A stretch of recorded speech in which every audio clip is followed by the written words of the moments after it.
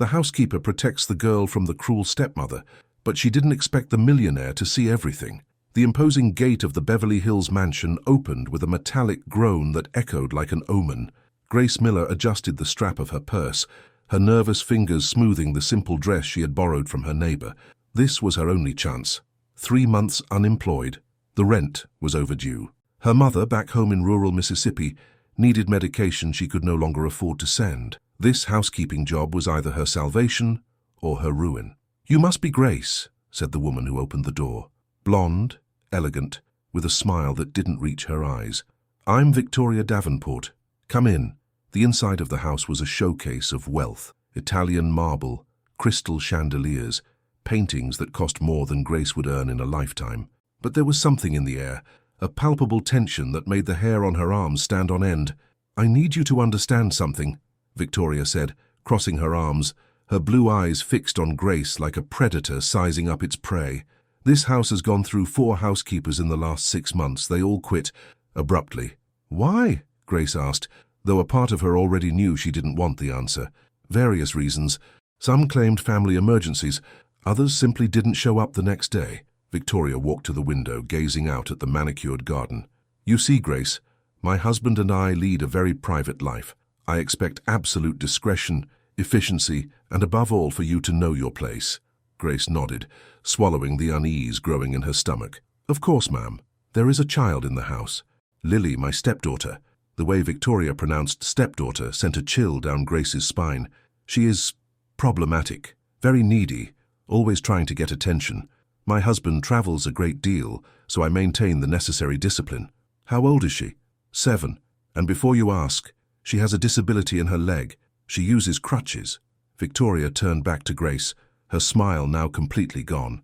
"I don't want you getting emotionally involved with her. We've had issues with previous employees who thought they could have an opinion on our family's affairs." Grace felt her palms sweat. There was something deeply wrong with this conversation, with the way this woman spoke of a 7-year-old child as if she were a burden. "The pay is good," Victoria continued, as if she could read Grace's thoughts. $2,000 a month, plus benefits. "But in return, I expect you to follow my rules to the letter. Lily eats only the meals I authorize at the times I determine. She is not to be coddled or treated specially because of her disability. It only makes her more dependent."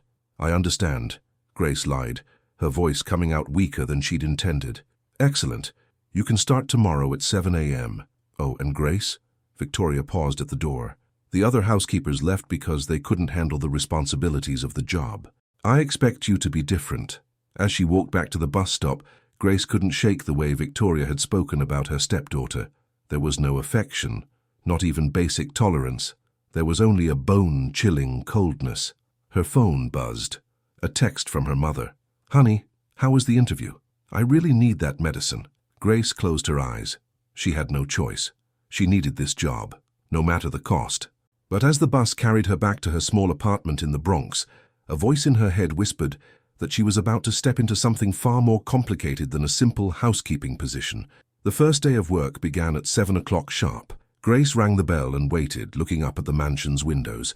In one on the 2nd floor, she saw a small figure quickly move away from the curtain. "Punctual. I like that," Victoria said, opening the door in a pink silk robe. Her hair was perfectly styled, even at this early hour. "Robert has already left for the office. You'll meet Lily now." They climbed a marble staircase that echoed their steps with an unnervingly solemn sound. Grace held her breath, unsure why she was so nervous to meet a child. "Lily?"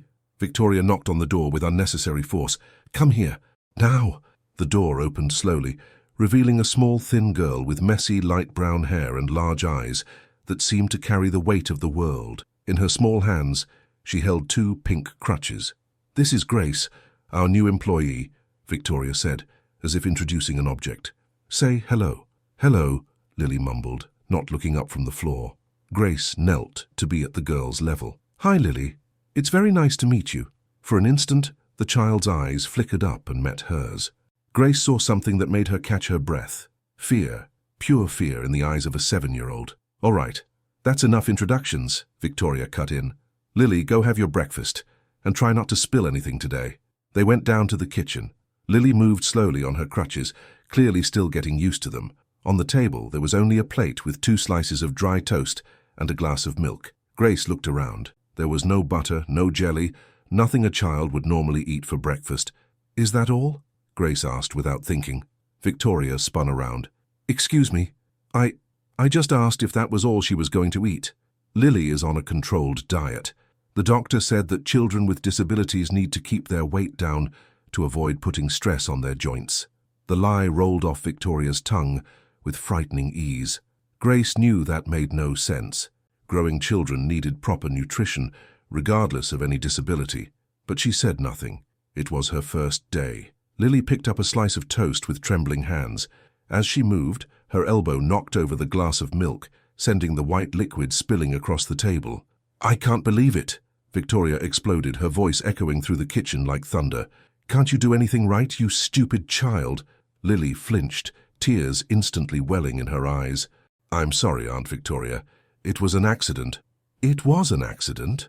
Victoria mocked in a cruel, childish voice. "It's always an accident. Normal children don't make messes like this."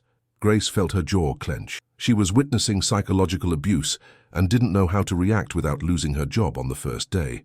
"Clean that up," Victoria ordered Lily, "and you can forget about milk today. You'll have water." The little girl grabbed a cloth with difficulty, her crutches getting in the way. Grace moved to help, but Victoria stopped her with an icy glare. "She needs to learn to manage on her own. She can't be dependent her whole life." As Lily cleaned up the spilled milk, crying silently, Grace swore that this would be the last day she witnessed something like this without taking action. But the truth was, she didn't know what to do. How could she confront her boss on the first day? How could she help this child without losing the job she so desperately needed? When Lily finished cleaning, she looked at Grace one last time. In that gaze was a silent plea, an appeal that said, "Please, don't you abandon me too." And in that moment, Grace knew her life had changed forever. By the second week, Grace had identified the pattern. Victoria went to the salon every Tuesday and Thursday, leaving Lily home alone for 3 hours. This was her chance. "Lily," Grace called softly, heading up the stairs. "Where are you, sweetie?" She found the girl in her room, sitting on the floor playing with a worn-out doll with tangled hair. The room was sparse. A simple bed, a small dresser, no toys besides the tattered doll. "Is Aunt Victoria gone?" Lily asked, her eyes brightening slightly. "She is. How about we go downstairs for a snack?" Lily hesitated. "She said I'm not allowed to eat between meals. She said I'll get fat and even uglier." Grace felt her heart break. "Who told you that?"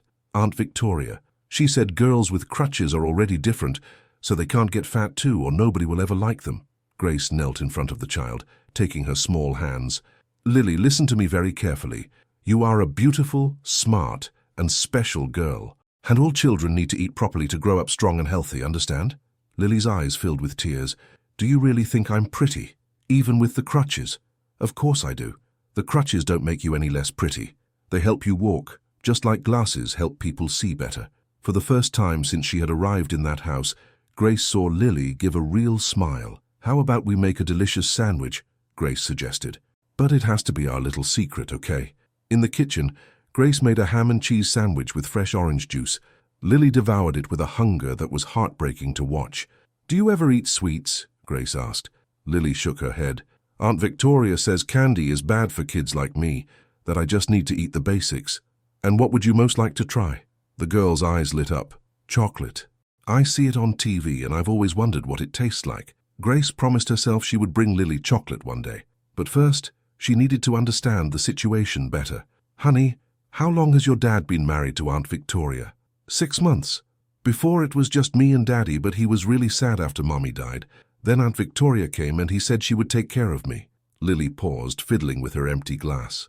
"But I don't think she likes me very much." "Why do you think that?" "She's always mad at me. She says I get in her and Daddy's way, and that if I don't behave, I'll have to go live somewhere far away." A chill ran down Grace's spine. "Did she really say that?" Lily nodded, her big eyes fixed on the table. "She said there's a special school for kids like me, where I'll learn not to be a burden." In that instant, Grace understood the gravity of the situation. This wasn't just neglect or coldness. Victoria was systematically destroying this child's self-esteem and planning to get rid of her. "Lily, listen to me," Grace said, holding the girl's face gently. "You are never, ever a burden. You are a wonderful little girl and you deserve to be loved and cared for. Do you understand? Lily threw her arms around Grace, sobbing. You won't leave too, will you? The other ladies always left. Other ladies? Yeah, there were 4 before you. Miss Brenda was really nice, but one day she got really mad at Aunt Victoria and left. The others did too. They always said they had to leave because they couldn't do anything. Grace hugged Lily tightly, realizing she wasn't the first person to witness the abuse. Others had been here, had seen what she was seeing, and they had all given up. But she wasn't going to give up.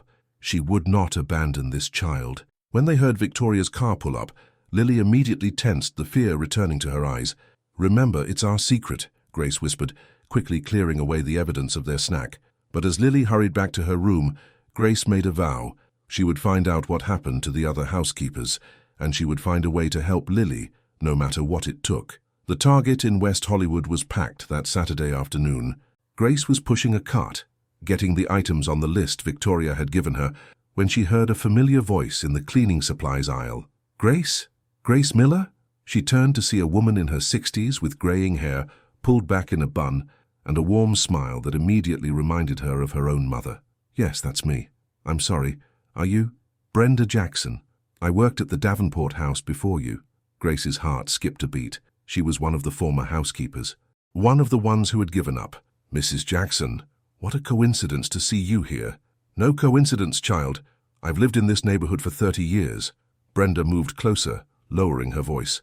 How are you holding up over there? There was something in Brenda's tone that put Grace on high alert. Fine, everything's fine for now. Fine?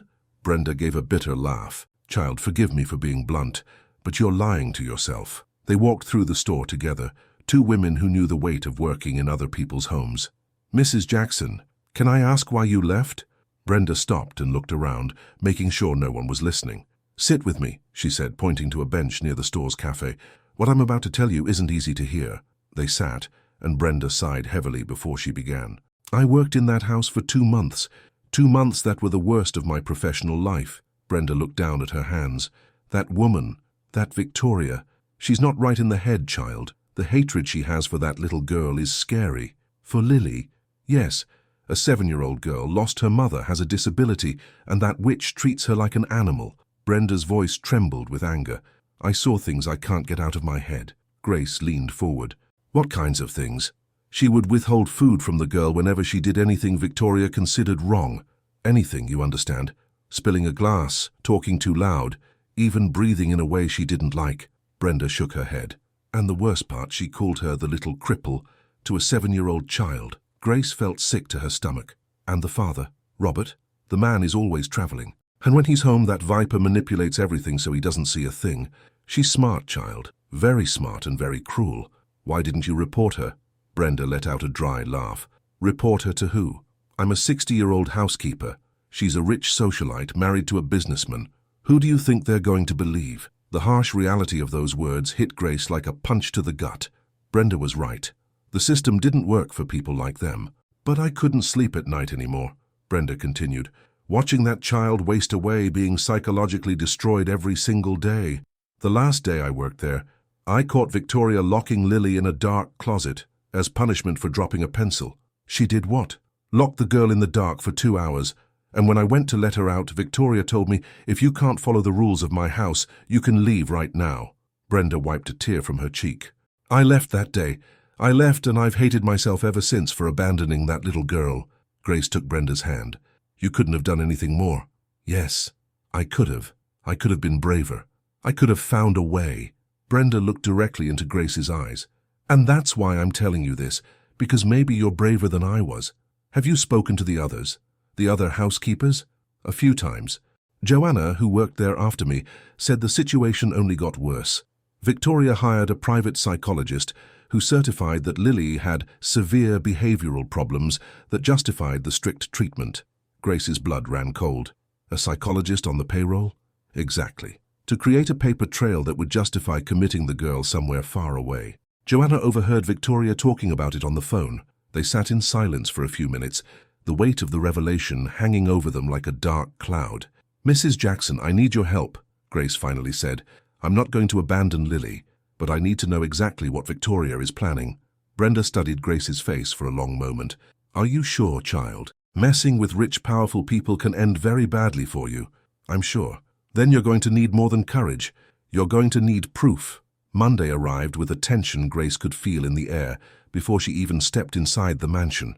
Victoria greeted her with a smile that looked more like a threat. Grace, I need to speak with you about some adjustments to your responsibilities.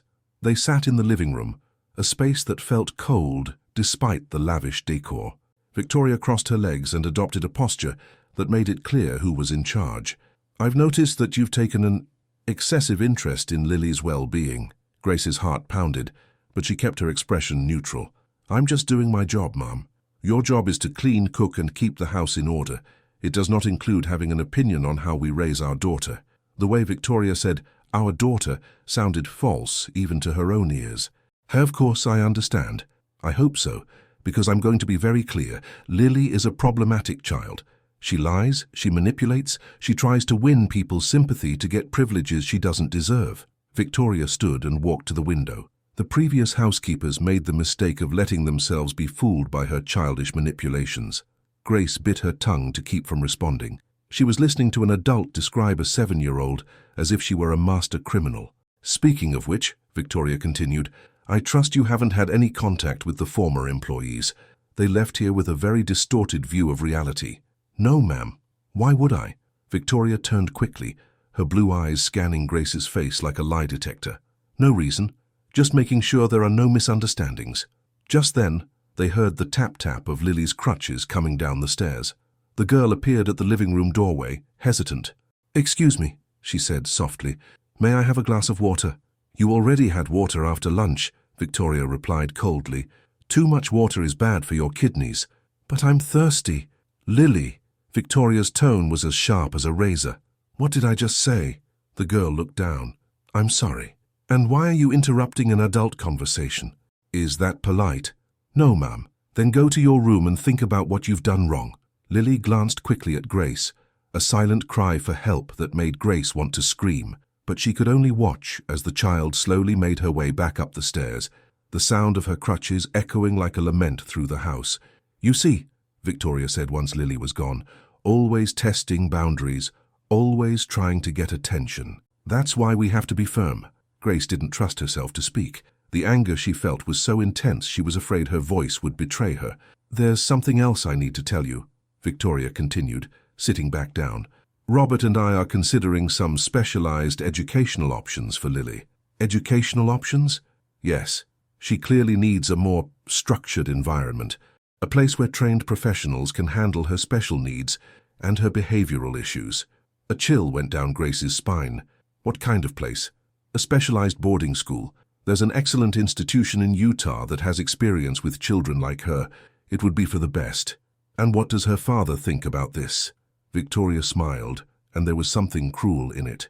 Robert trusts my judgment completely. He knows Lily needs care that we can't provide at home. In that moment, Grace understood with crystal clarity what was happening. Victoria wasn't just mistreating Lily. She was systematically building a case to get rid of the girl for good. When would this happen? Grace asked, trying to keep her voice casual. Probably at the end of the month. We've already made initial contact with the institution.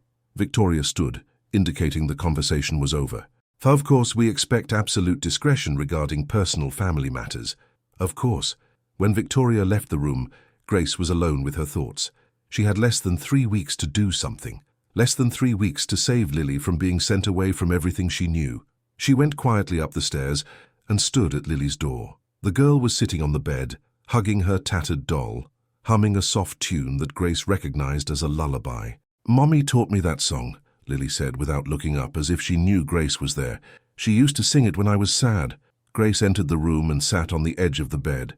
It's a beautiful song. Do you think Mommy would be mad at me for making Aunt Victoria angry all the time? Grace's heart shattered. Of course not, sweetie. Your mommy loved you very much, and she would be so proud of how strong and brave you are.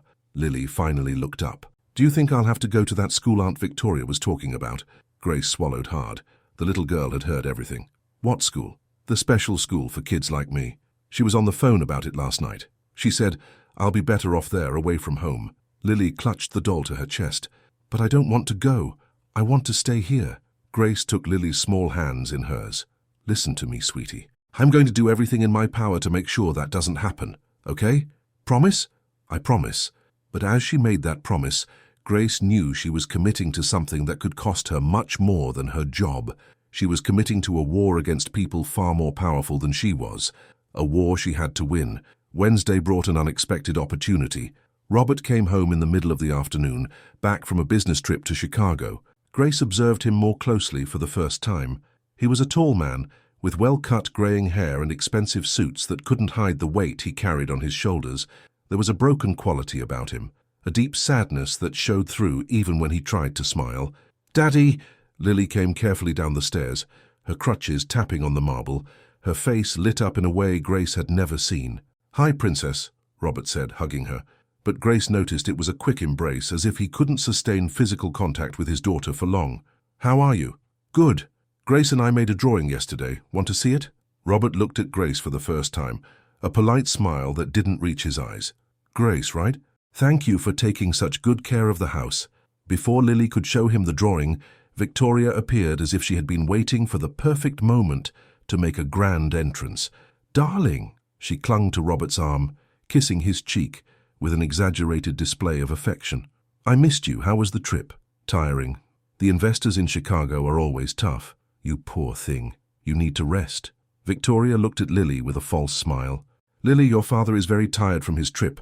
Why don't you let him get settled first?" The light in the little girl's eyes immediately dimmed. "But I just wanted to show him my drawing." "Later, sweetie," Robert said, already heading for his office. "Daddy needs to take care of a few things first." Lily stood in the middle of the room, holding her drawing, watching her father disappear into his office. Grace saw tears forming in the child's eyes. "Come on, Lily," Victoria said with a venomous sweetness. "Let's let your father work. He has very important things to do." As they went upstairs, Grace heard Victoria telling Lily in the hallway, "You see how tired your father was? When you're so clingy, you just stress him out more. Men like him need peace and quiet when they get home." Grace wanted to scream. Victoria was systematically poisoning the relationship between father and daughter, making Lily believe she was a burden to her own father. Later at dinner, Grace served the meal in the formal dining room. Robert sat at the head of the table, Victoria to his right. Lily was at the opposite end, looking tiny in a chair that was too big for her. "How was your day, darling?" Robert asked Victoria, cutting into the filet mignon she had asked Grace to prepare. "Hectic. I had to take Lily to the doctor this morning." Grace stopped pouring the wine. Victoria hadn't mentioned anything about a doctor. "A doctor? Is she sick?" Robert finally looked at his daughter. "Not exactly sick, but I've noticed some concerning behaviors. Dr. Klein thinks it might be extreme childhood anxiety." Lily lifted her head from her plate, confused. "What doctor, Aunt Victoria?" Victoria gave a forced laugh. "See, she gets confused sometimes. Dr. Klein said it's normal for children with her profile." Grace realized Victoria was lying through her teeth. There had been no doctor, but she was building a narrative, planting seeds in Robert's mind. "What kind of behaviors?" Robert asked, genuinely concerned. "Restlessness, trouble sleeping, crying spells for no apparent reason. The doctor said it could be a result of the trauma of losing her mother, combined with adjusting to the new family dynamic." Robert put down his fork, visibly uncomfortable with the topic. The mention of his late wife always had that effect on him. "And what did he recommend?" "First, more intensive psychological counseling, and possibly a more structured environment. He mentioned some specialized institutions that have excellent results with similar cases." Lily stopped eating altogether.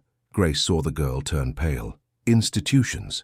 Special schools that understand the needs of children like Lily. Places where she would receive specialized 24-hour attention." Robert was silent for a long moment, processing the information. "Do you think that's necessary?" "I think we need to consider what's best for her. And for us." Victoria placed her hand on Robert's. "Darling, I know it's hard, but Lily needs care we can't give her at home." "Daddy," Lily said in a small voice, "I don't want to go to a special school. I want to stay here." Robert looked at his daughter, and Grace saw something break a little more inside him. "Princess, sometimes the things we don't want to do are what's best for us." "But I promise I'll be good." "I won't spill anything. I won't be a bother." "It's not about being good or not," Victoria interrupted. "It's about you getting the proper care." Lily began to cry silently, tears dripping onto her plate of food she had barely touched. Robert stood up abruptly. "Excuse me, I need to make some calls." He left the room, leaving Victoria with a satisfied smile and Lily heartbroken in her chair. "See what you did?" Victoria said to Lily as soon as Robert was gone. "How you upset your father again. This is why you need specialized help." That night, after everyone had gone to bed, Grace found Lily in the kitchen trying to get a glass of water from a cabinet that was too high for her. "Let me help," Grace said softly. "Thanks," Lily mumbled. "I couldn't sleep." They sat at the kitchen table in the dark, only the moonlight illuminating their faces. "Lily, tell me something. Do you remember your mum?" The girl's eyes lit up a little. "I do. She smelled like jasmine and always hugged me before I went to sleep, and she sang to me when I had nightmares. Your mom loved you very much, didn't she?" "She did, and she always said that Daddy loved me a lot too, but that sometimes grown-ups get very sad and forget to show it." Grace felt her heart ache. "And do you think your dad loves you?" Lily was quiet for a moment. "I think so, but I think he gets sad when he sees me because I remind him of Mommy. And Aunt Victoria says I just make him sadder." "Lily," Grace took the girl's small hands, "I'm going to tell you something very important. Nothing that is happening is your fault. Do you understand? Nothing. But if I were a better daughter, you are a wonderful daughter. The problem isn't you." Lily looked at Grace with her big, sad eyes. "You promise you won't let them send me away?" Grace knew she was making a promise she might not be able to keep. But looking at that fragile, terrified child, she did the only thing she could. "I promise, sweetie. I promise." The opportunity Grace had been waiting for came on a rainy Friday. Victoria got an urgent call during lunch. Her mother had fallen ill and needed to go to the hospital immediately. She rushed out, leaving her purse open on the kitchen counter. Grace knew she was crossing a dangerous line, but Lily was napping, and she had maybe an hour before Victoria returned. With her heart racing, she looked inside the purse. She found what she was looking for amidst the papers, a folder with documents from the St. Jude's Academy for Special Development in Utah. But as she read more closely, Grace discovered the terrible truth. It wasn't a school. It was a permanent residential care facility for children with special needs, whose families were unable to provide adequate care. The admission form was already partially filled out, with Robert's signature already on it. Grace photographed everything with her phone, her hands shaking. There was also a psychological report signed by a doctor, Philip Klein, attesting that Lily had severe behavioral and family adjustment disorders that required institutionalization in a controlled environment.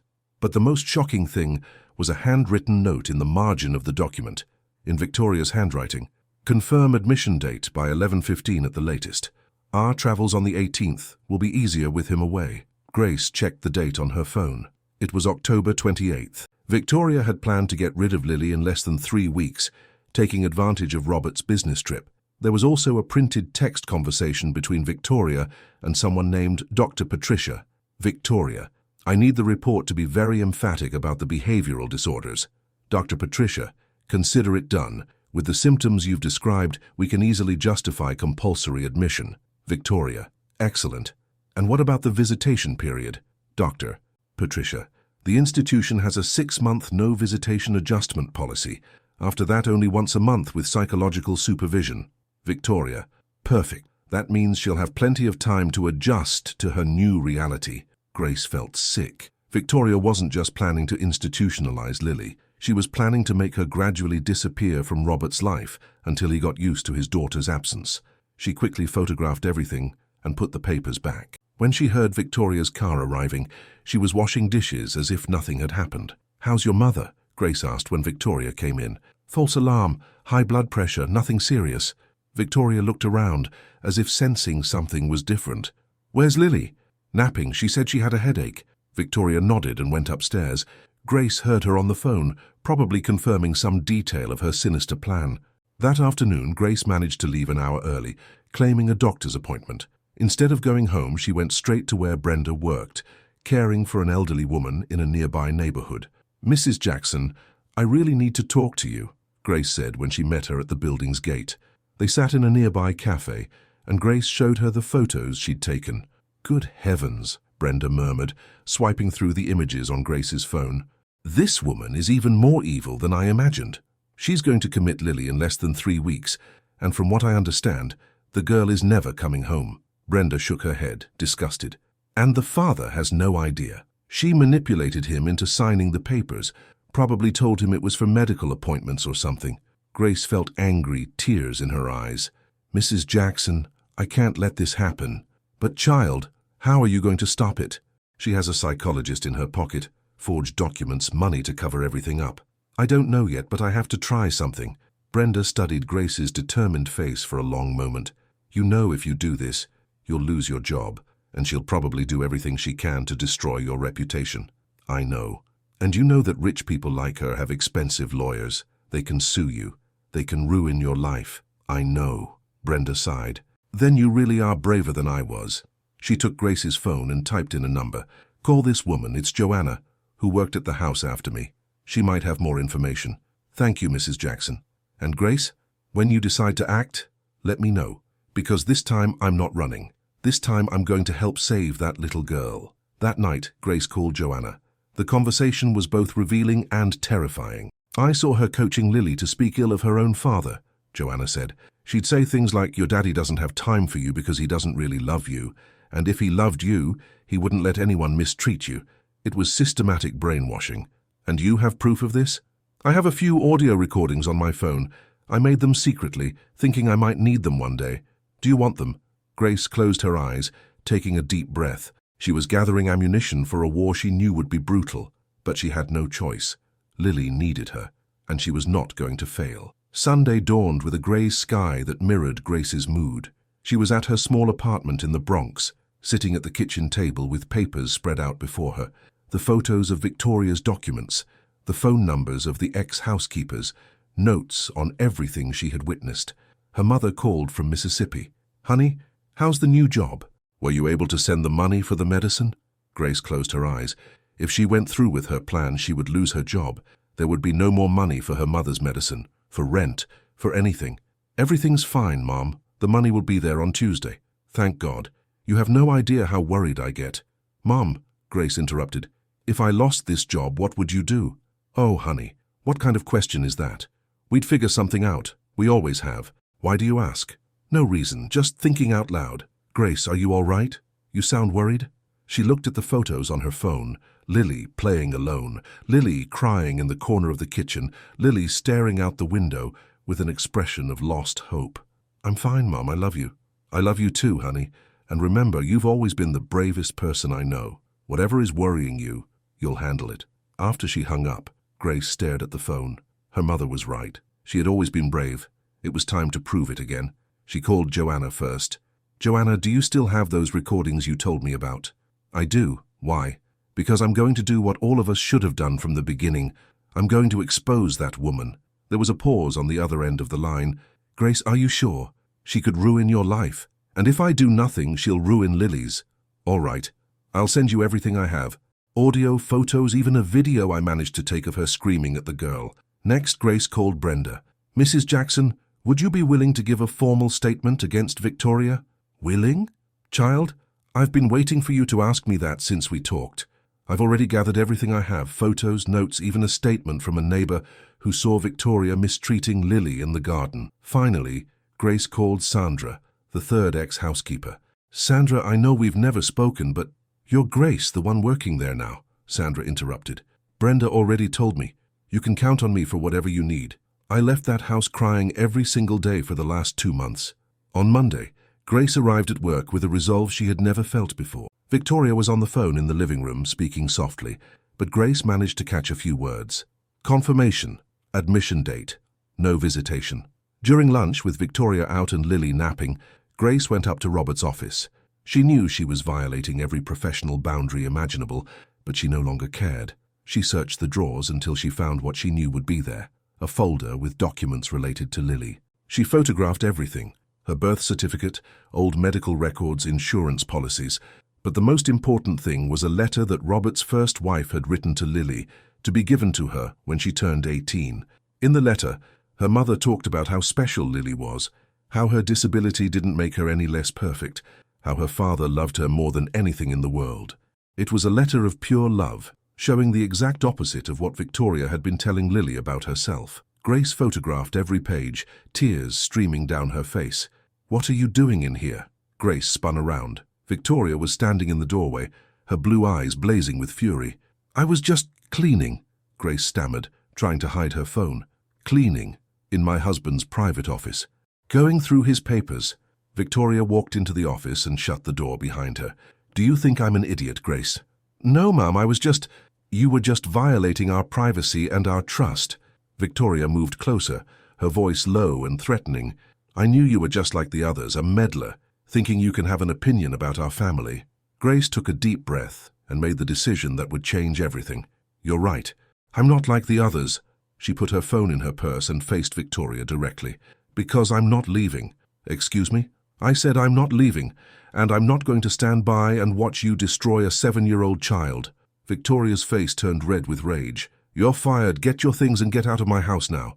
Of course I'm fired. I expected that. Grace walked toward the door. But you should know that I'm not just some scared housekeeper. I'm a woman who will not let you get away with the abuse you inflict on Lily. Abuse? Victoria laughed, but there was a nervous tremor in her voice.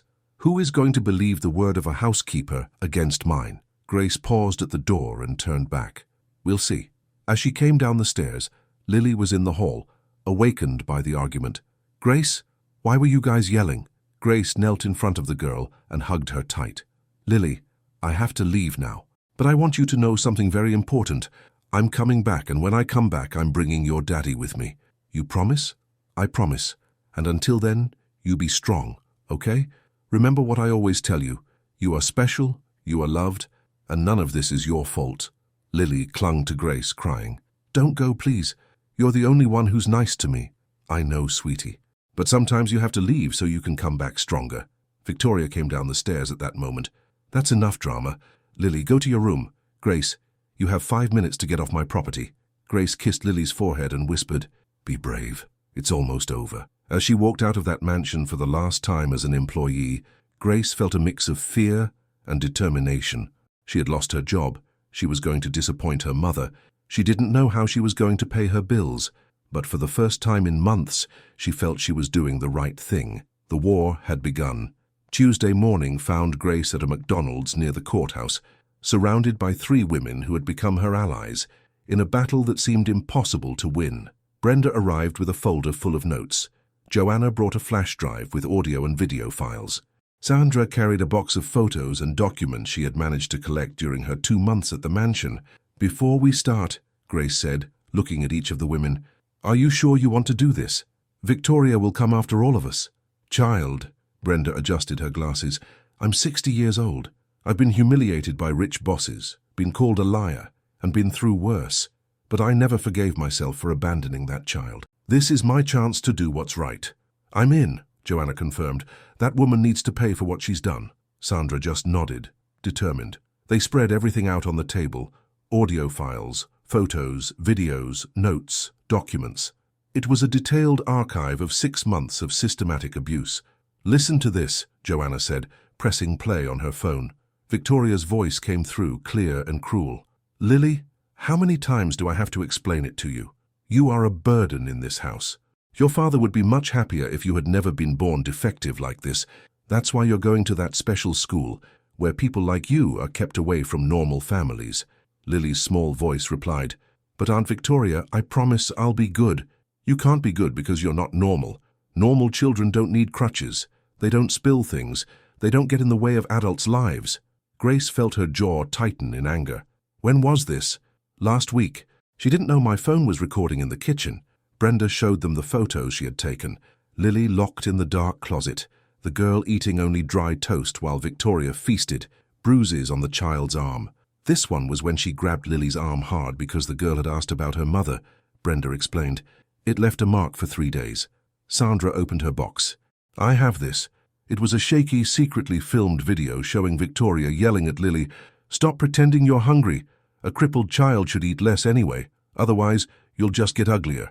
Grace looked at all the material and felt a mix of sadness and hope. Sadness for Lily's documented suffering, hope because she finally had concrete proof. Now we need to decide what to do with all this, Grace said. Child Protective Services, Brenda suggested. The police, said Joanna. Both, Sandra added. Grace shook her head. It won't work. You've seen how clever she is. She has a psychologist on her payroll, expensive lawyers, money to cover everything up. If we go through official channels, she'll find a way to spin the situation. So what do you suggest? Grace took a deep breath. She had a plan, but it was risky, very risky. We're going straight to Robert. We're going to show him everything. All the evidence, all the testimonies. We're going to make him see what his wife is doing to his daughter. But what if he doesn't believe us? What if he sides with her? Then we go to the official agencies with even more ammunition, because if he knows everything and does nothing, then he becomes an accomplice. They spent the morning organizing all the material. Grace created separate folders. Evidence of physical abuse, evidence of psychological abuse, fraudulent documents, forced institutionalization plan. Joanna found more information on Dr. Philip Klein. I looked him up. He's been sued twice for providing false reports. He specializes in creating diagnoses that justify unnecessary institutionalizations for wealthy families who want to get rid of inconvenient relatives. Brenda discovered that the St. Jude's Academy had a history of complaints for mistreatment and neglect. It's not a school, it's a dumping ground for children whose families pay for them to disappear. Sandra had even more disturbing information. I overheard Victoria on the phone with a friend. She said that after she gets rid of Lily, she's going to convince Robert to get a vasectomy, claiming they can't have children because he already has genetic problems due to Lily's disability. She wants to destroy any possibility of Robert having other children, Grace murmured, horrified. Exactly. Her plan is to be the only family he has and inherit everything when he dies. At 2 in the afternoon, Grace had an idea. Brenda, you said you have a neighbor who saw the abuse. I do. Mrs. Peterson, who lives next door to the mansion. She's seen several things through her window. Would she be willing to give a statement? She would. She even offered to help when she heard we were gathering evidence. By 4 o'clock, they had a complete dossier. 47 photos, 12 videos, 8 audio recordings, 15 pages of written testimony, documents proving the medical fraud, and the statement of a neighbor who witnessed the abuse from outside the property. Now for the hard part, Grace said. How do we approach Robert? Where does he work? Joanna asked. Grace remembered conversations she had overheard. Downtown, a real estate investment firm in the financial district. Then that's where we're going, Brenda said with determination. Today, Mrs. Jackson, with all due respect, maybe it's better if I go alone first. If he sees 4 women at once. No, Brenda was firm. We all go, because this isn't about one of us. It's about all of us who passed through that house and saw a child being psychologically tortured. Grace looked at the 3 women before her. Brenda, 60, who had raised 5 children on her own and was never afraid to face injustice. Joanna, 35, a single mother who knew what it meant to fight for her kids. Sandra, 28, who had lost her job for trying to protect a child. All right, Grace agreed. We go together. That afternoon, 4 women took the subway to the financial district, carrying in their hands the hope of saving a 7-year-old girl who depended on their courage. The final battle was about to begin. The office building in the financial district was intimidating. 30 floors of glass and steel, a lobby with uniformed security guards, and executives in suits rushing about. Grace and the 3 former housekeepers were completely out of place. "Can I help you, ladies?" a security guard asked with a forced politeness that barely concealed his suspicion. "We need to speak with Mr. Robert Davenport," Grace said, trying to sound more confident than she felt. "Is he expecting you?" "No, but it's a very urgent matter concerning his family." The guard made a call. "Mr. Davenport, there are some ladies here who say they have an urgent matter about your family." "Yes, sir. I understand." He hung up and looked at them. "He'll be down in 5 minutes." When Robert appeared in the lobby, Grace almost didn't recognize him. At home, he always seemed tired, stooped by the weight of his life. Here in his work environment, he was an imposing, self-assured man. I'm Grace Miller. I worked in your home until yesterday. These are Brenda, Joanna, and Sandra. We all worked for your wife." Robert's expression hardened. "If you're here about employment issues—" "It's not about that," Grace interrupted. "It's about Lily." Something in his face shifted, a mix of concern and irritation. "What is this about? Coming to my office to talk about my daughter?" "Mr. Davenport," Brenda stepped forward, "can you give us 5 minutes? 5 minutes for you to see some things about what happens in your home when you're not there." Robert looked around, clearly uncomfortable with the situation. "I can't discuss family matters here." "Then let's go somewhere else," Grace suggested. "A coffee shop anywhere. But you need to see what we have to show you." There was an urgency in her voice that made Robert hesitate. 5 minutes, he finally said. "There's a cafe around the corner." At the cafe, they sat at a table in the back. Robert checked his watch every 30 seconds, clearly wanting to get it over with. "Make it quick," he said. "I have a meeting in 15 minutes. Grace took a deep breath and placed her phone on the table. "Mr. Davenport, What I'm about to show you will be difficult to watch, but you need to know what's happening to your daughter. She pressed play on the first video. Victoria's voice came through clearly. Lily, how many times do I have to explain it to you? You are a burden in this house. Robert froze. Where did you record this? In your house. In your kitchen, Joanna answered. This happens every day when you're not there. Grace played the second recording. Victoria yelling, stop pretending you're hungry. A crippled child should eat less anyway. The color drained from Robert's face. No, this can't be happening in my house. I'm afraid it is, Sandra said softly. For the last 6 months. Brenda showed him the photos. Look at this, Mr. Davenport. Your daughter locked in a dark closet. Your daughter with bruises on her arm. Your daughter crying because she hasn't eaten all day. Robert took the phone with trembling hands, swiping through the pictures. With each image, his face contorted more with shock and horror. My God, my God. There's more, Grace said, showing him the documents for the forced institutionalization. Your wife planned to commit Lily to a facility in Utah, permanently, and look at the date she chose. Robert read the document, his breathing becoming heavy. November 15th, that's when I'll be in Miami for the investors' conference. She planned it all for when you were away, so that by the time you returned, Lily would already be admitted and there would be nothing you could do. This can't be true, Robert murmured, more to himself than to them. Victoria told me Lily was having serious behavioral problems that the doctor recommended. What doctor? Brenda asked. Dr. Klein, this one? She showed him the research they had done on the fraudulent psychologist. Robert read the information about the lawsuits and complaints against the doctor. His breathing grew more labored. Mr. Davenport, Grace said gently, your first wife wrote a letter to Lily. Your current wife hid that letter from you. She showed him the photos of the letter Lily's mother had left for her daughter. Robert began to cry as he read his first wife's words of love, talking about how Lily was perfect just the way she was. She hid this from me. She hid it from Lily. And there's one more thing, Joanna said hesitantly. Your wife was planning to convince you to get a vasectomy after she got rid of Lily. She said you couldn't have children because you had genetic problems. Robert shot up from the table, pacing back and forth, running his hands through his hair. No, this can't be happening. Mr. Davenport, Brenda approached him. You need to go home now. Your daughter has been alone with that woman for almost 24 hours. Robert grabbed his phone and dialed home. Victoria answered on the second ring. Hi, darling, how was your day? Are you coming home for dinner tonight? Where is Lily? Robert asked, his voice tense. In her room, resting. Why do you ask?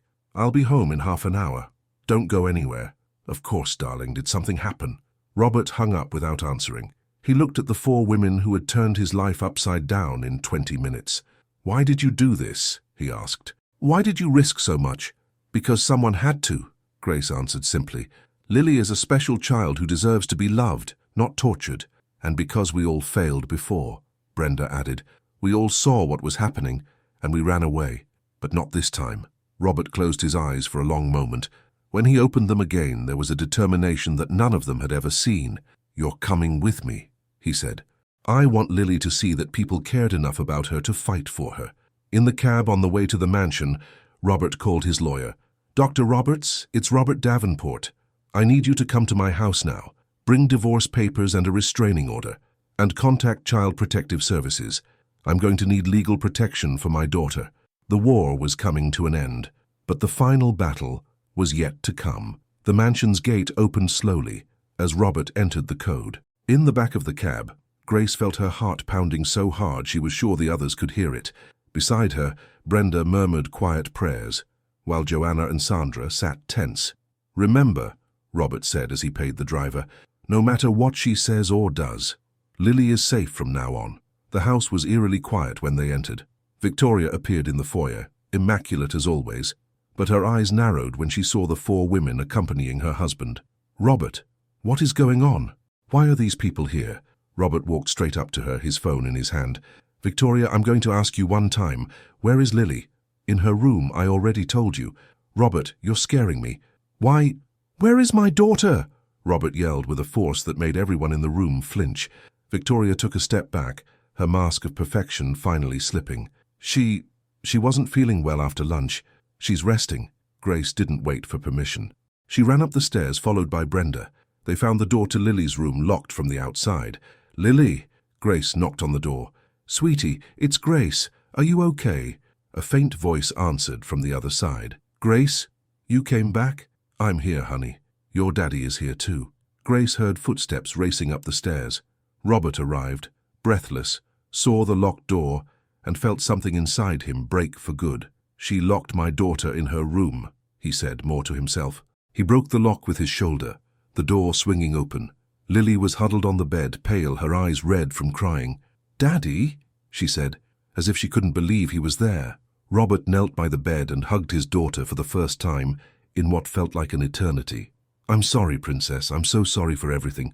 Daddy, Aunt Victoria said you didn't want to see me anymore, that I had to go away because I'm a burden." "Never again," Robert whispered, holding her tighter. "Never again will anyone hurt you."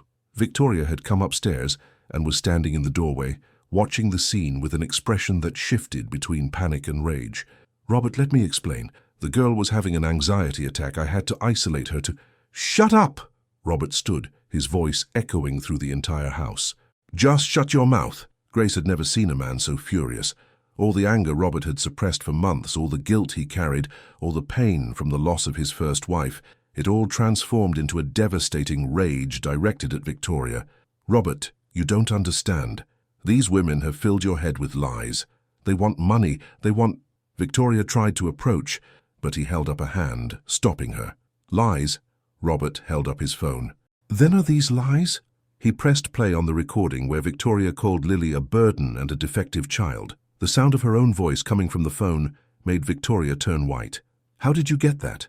These women invaded our privacy, recorded private conversations." "Private?" Robert was beside himself. "Torturing a 7-year-old is a private conversation?"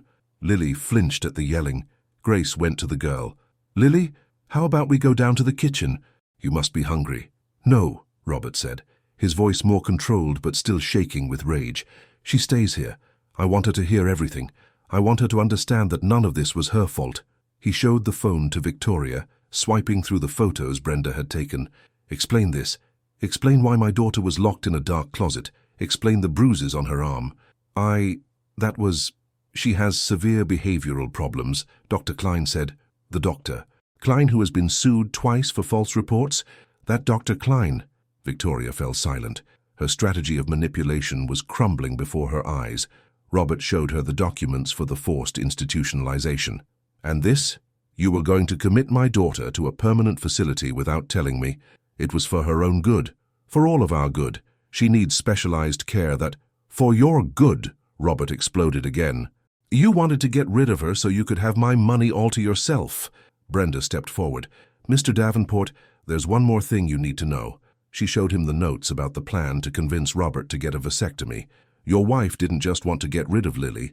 She wanted to make sure you never had other children." Robert read the notes, his breathing becoming more and more difficult.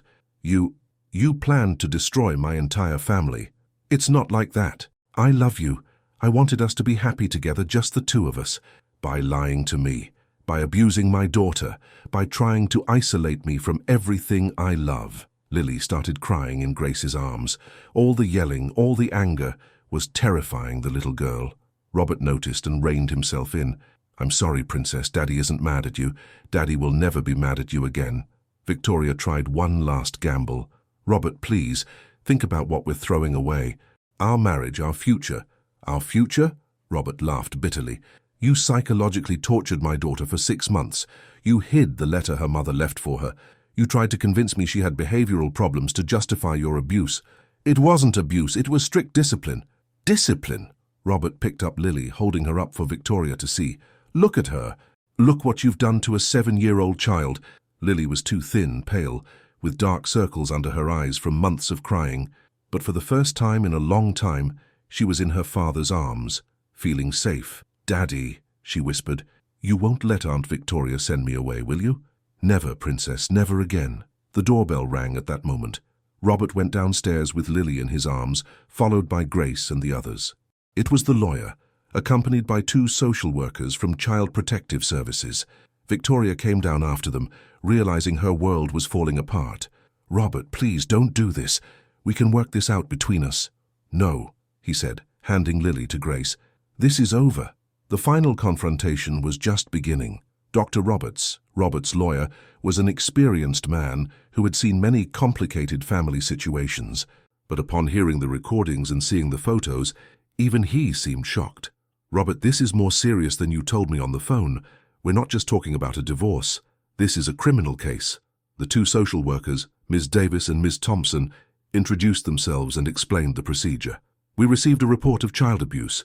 We need to assess the situation and ensure the child's safety." Victoria tried to regain control. "There's been a huge misunderstanding here.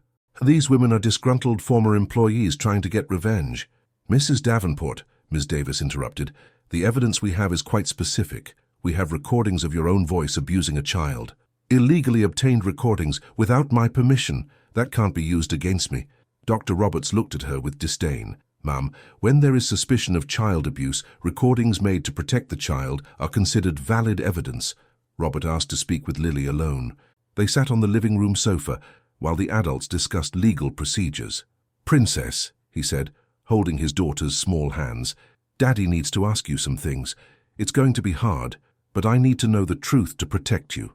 Lily nodded, trusting her father for the first time in months. "Has Aunt Victoria ever hurt you physically? Hit you or grabbed you hard? She would squeeze my arm when she got mad. And one time she pushed me when I dropped the flower vase." Lily showed him a small scar on her knee. "But she always said it was an accident."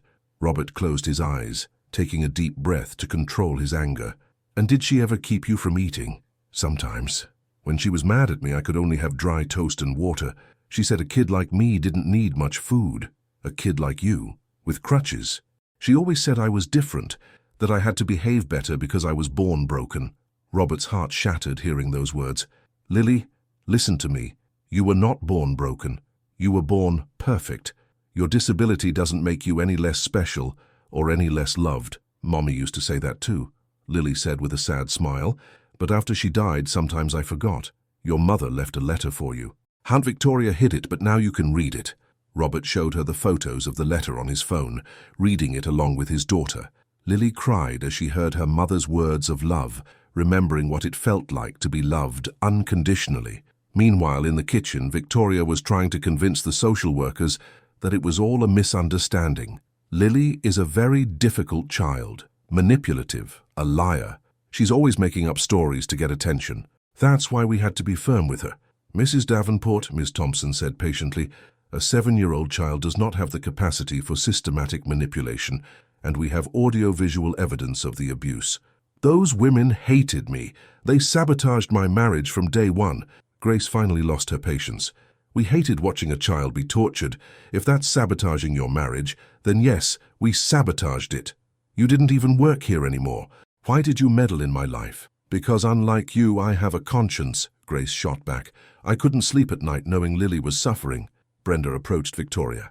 "Ma'am, I'm 60 years old. I've seen a lot in my life, but I have never seen a grown woman have so much hatred for an orphaned, disabled child.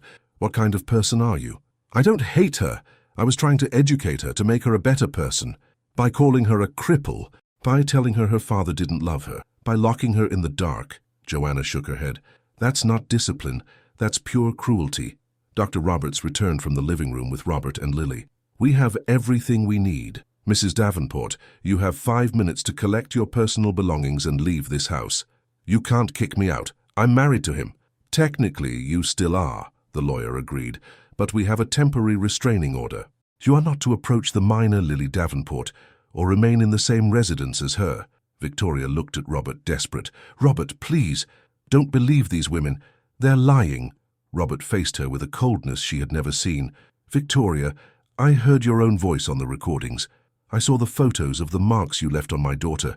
I read your plans to get rid of her for good. I did it all for love, for us. You tortured my daughter, an orphaned, disabled child, for 6 months." Robert picked up Lily. "Don't you ever come near my family again." Victoria ran upstairs screaming. They heard her throwing things in the bedroom, likely packing her bags in a rage. Lily snuggled into her father's arms. "Daddy, you're not going to travel and leave me alone anymore, are you?" "Never again, Princess. And when Daddy has to travel, you're coming with me, or Grace will come stay with you." Lily looked at Grace, who was crying silently. "Grace, are you going to come work here again?" Robert looked at Grace. "If she wants to, she won't be an employee anymore. She'll be part of our family." When Victoria came downstairs with 2 suitcases, her mask of elegance was completely gone. She was disheveled, her makeup smeared, a look of wildness in her eyes. "This isn't over," she said to Robert. "I will prove you're all lying. I will prove that child is disturbed and needs to be institutionalized." "Mrs. Davenport?" "Ms." Davis said firmly, "You are under investigation for child abuse. I suggest you find a lawyer instead of making threats." Victoria stormed out of the house, slamming the door, but not before casting one last hateful glance at Lily. "It's over, Princess," Robert whispered to his daughter. "The nightmare is over." But everyone knew the legal battle was just beginning. 3 months later, the case against Victoria was moving forward. She had hired expensive lawyers and tried to spin the situation, claiming it was all a conspiracy by resentful ex-employees. But the evidence was overwhelming. Grace now lived in the mansion, no longer as an employee, but as Lily's official caregiver and Robert's trusted confidant. The little girl had transformed. She had gained weight, smiled constantly, and for the first time in months seemed like a normal 7-year-old. "Grace, can I ask you something?" Lily said as they made a chocolate cake in the kitchen, the first time in the girl's life she had ever been allowed to bake. "Of course, sweetie. Why did you come back to save me? You barely knew me." Grace stopped stirring the batter and knelt in front of Lily. "Because every child deserves to be loved and protected, and because you reminded me of the little girl I used to be." "How?" "I was also a child who needed someone to fight for her. And when I grew up, I promised myself that whenever I saw a child in danger, I would do something." Robert appeared in the kitchen doorway. In the last few months, he had transformed as much as his daughter. He had quit his high-pressure job to start his own business, working from home to be closer to Lily. "How are my favorite bakers?" "Daddy, we're making chocolate cake." Lily ran to hug him, her crutches clattering cheerfully on the floor. "And do I get to have some?" "Of course, but you have to wait until it's done." Robert laughed, a sound Grace hadn't heard in months. "All right, I'll wait." He approached Grace as Lily went back to stirring the batter. "Grace, I need to tell you something. The lawyer called this morning." "And?" "Victoria is pleading guilty. Her lawyer said it's better to take a plea deal than to go to trial with all the evidence we have." Grace felt an immense sense of relief. What kind of sentence will she get? Probably probation, community service, and mandatory psychological counseling, and she can never have any contact with Lily again. And the divorce? It's final next week. She gets nothing. The prenup protects Lily and me. Lily, who had been pretending not to listen, turned around. "Daddy, does that mean Aunt Victoria is never coming back?" "Never again, Princess." Lily smiled and went back to her cake, humming the lullaby her mother used to sing to her. That afternoon, Brenda, Joanna, and Sandra came to visit. It was a ritual they had started. Every Saturday, the 4 women who had fought for Lily would gather to see how she was doing. "How was therapy this week?" Brenda asked, hugging Lily. "Good. The therapist said I'm doing much better, and that I can stop going every week soon." "And how's the new school?" "Awesome. The teachers are super nice to me, and I have a new friend named Julia. She uses crutches too." Robert smiled, listening to his daughter speak with such enthusiasm. Changing schools had been crucial. At her old school, Lily was seen as the problem child. At the new one, she was just Lily, a smart and loving student. "Do you guys want to see something?" Lily said excitedly, running to her room and coming back with a piece of paper. "It's an essay I wrote for school." She read it aloud. "My Special Family, by Lily Davenport. My family isn't like other families. My dad works from home to be with me. Grace isn't my mom, but she takes care of me like she is, and I have 4 very brave friends who saved me when I needed them." Grace wiped away a tear that had escaped down her cheek. Lily continued, "I learned that family isn't just about who has the same blood. Family is who stays close when you need them, who fights for you, who loves you even when you're different. I have the best family in the world." "And she got an A+, Robert added proudly. That evening, after their guests had left, Robert, Grace, and Lily sat on the couch to watch a movie. It was another new ritual, movie night every Friday, with popcorn and hot chocolate. "Grace," Lily said, snuggled between her and her father, "are you going to stay forever?" "If you two want me to, yes." "We do," Lily and Robert said at the same time, making everyone laugh. During the movie, Lily fell asleep in Grace's lap. Robert carried her to her room and tucked her in, kissing her forehead. "Good night, Princess." "Good night, Daddy. I love you." "I love you too, more than anything in the world." Back in the living room, Robert sat next to Grace on the couch. "Grace, I can never thank you enough for what you did for us." "You don't have to thank me. Lily is a special child. Anyone would have done the same." That's not true, and you know it. 4 people passed through that house before you, and they all left. You were the only one who stayed and fought. They fought too, each in their own way. Brenda, Joanna, Sandra, they all came back when I needed them. Robert took Grace's hand. And you? Are you happy here? Do you miss your old life? Grace looked around the room, thinking of the small apartment in the Bronx she had left behind, the job she had lost for doing the right thing. Robert, I've never been happier in my life. Lily has given me a purpose I didn't know I was looking for, and I've gained a family I never thought I could have again. They sat in comfortable silence, watching the movie credits roll. Grace? Yes? Do you think Lily will be okay? I mean, after everything she's been through, she's already okay, Robert. Children are resilient, and she has something that many children don't, a family that truly fights for her. The next morning, Grace woke to the sound of laughter coming from the kitchen. She found Robert and Lily making pancakes, both covered in flour, and laughing at some inside joke. Grace, come help us, Lily shouted. Daddy doesn't know how to make pancakes. Hey! So I'm learning. Grace joined them, and for the first time in her adult life she felt she was exactly where she was supposed to be. She was no longer the housekeeper desperate for a job. She was part of a family she had chosen to build through love and courage. All right, you two, she said, tying on an apron. I'll show you how real pancakes are made. Yay! Grace cooks better than us, Lily clapped. Hey, we're learning together, Robert laughed, kissing the top of his daughter's head. As they cooked together, Grace thought about how much a life could change in a matter of months. 6 months ago, she was a lonely woman, desperate for work, with no family of her own. Now she had a daughter of the heart, and a man who respected her as an integral part of the family they had built together. The phone rang during breakfast. It was the lawyer with good news. The case was officially closed. Victoria had accepted all the terms of the plea deal and could not appeal. It's the end of a nightmare and the beginning of a new life, Robert said, hanging up the phone. Daddy, Lily said, maple syrup dripping from her chin. Can I ask a question? Of course, Princess. Are you happy now? Really happy? Robert looked at his daughter, then at Grace, and smiled in a way that lit up his whole face. Lily, I don't remember being this happy since your mother was alive, and you don't feel guilty anymore for leaving me with Aunt Victoria. The question hit Robert like a punch, but he knew Lily deserved complete honesty. I do, yes. I'll feel it for the rest of my life for not realizing what was happening. But you've taught me that what's important is what we do after we realize our mistakes. Lily got up from her chair, walked around the table on her crutches, and hugged her father. I forgive you, Daddy, and I love you. The December sun streamed through the windows of their new house, smaller than the Beverly Hills mansion, but infinitely warmer. Grace was in the kitchen preparing Sunday lunch when she heard shouts of joy from the backyard. Grace, come see, quick. She ran outside and found Lily, now 10 years old, running across the lawn without her crutches, her eyes filled with tears.